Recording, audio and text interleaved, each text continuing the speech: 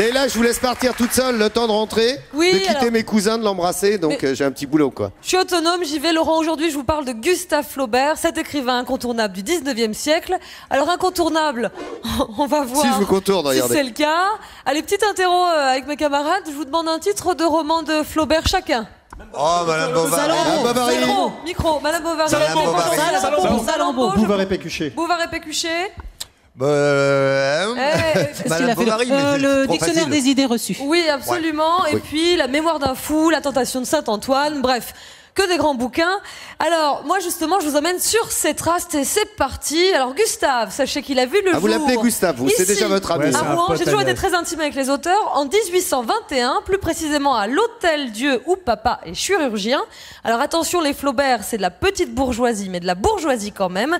Et ceux qui sont du coin ont reconnu la préfecture actuelle.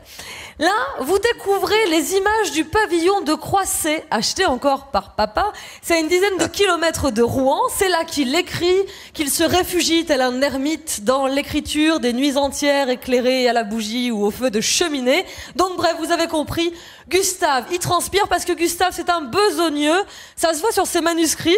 Il y a beaucoup de ratures, c'est pas bien les ratures. Oh là prof qui là, vous on le dit, c'est voit là, moche. oui, c'est... Et d'ailleurs, petite anecdote, ce qui explique ce côté besogneux, c'est que dans la famille Flaubert, celui qui fait des étincelles, c'est pas Gustave, c'est Achille, le frère aîné, qui sera chirurgien comme papa. Du coup, Gustave est un gamin plutôt triste, un peu mélancolique, indiscipliné à l'école, il en sera même exclu. L'idiot de la famille, en somme. C'est d'ailleurs le titre du bouquin que Sartre a écrit sur lui. Et maintenant, direction le village de Ry, R-Y, où la véritable Emma Bovary aurait vécu. Alors, Flaubert se serait inspiré d'un fait divers.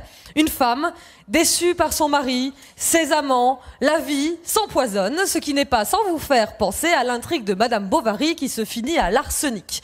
Le village de Ry aurait servi de modèle à Flaubert. Je dis aurait car Flaubert ne l'a jamais clairement énoncé ainsi. Ah, oui. Mais il y a des similitudes assez frappantes. Et d'ailleurs, on vous propose là-bas un circuit touristique sur les traces d'Emma Bovary.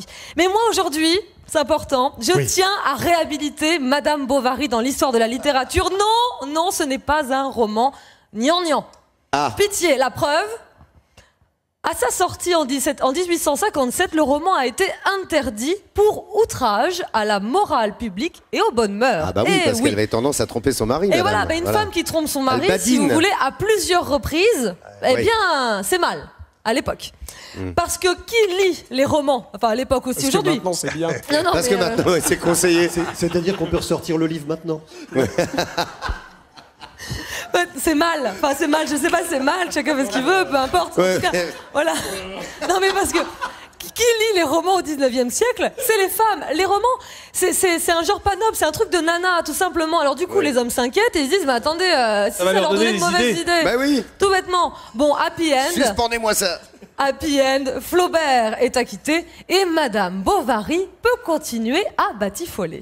Ah bah voilà la bonne nouvelle. Belle histoire. Ça c'est bien quand même. Belle explication, madame Bovary. Avec les détails.